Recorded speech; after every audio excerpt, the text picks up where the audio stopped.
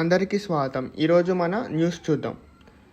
A massive connectivity Boost, iconic bridge across the Krishna river is now fast tracked. Amaravati Vijayawada మధ్య iconic bridge నిర్మాణానికి ముహూర్తం ఖరారైంది. ఇది మన రాజధానికి ఒక మంచి శుభవార్త. Next, huge news for students. Bits Pilani Amaravati will start admissions from 2027. దీన్ని సీఎం చంద్రబాబు నాయుడిని కలిసి చెప్పారు. 2027 నుంచి అడ్మిషన్లు ప్రారంభిస్తామని సీఎం చంద్రబాబు నాయుడిని కలిసి చెప్పారు. ఇది ఒక మంచి శుభవార్త for students. Next, 61 CRDA meeting జరిగింది. దీంట్లో 1208 crores for twin towers in quantum వ్యాలీకి అప్రూవ్ చేశారు.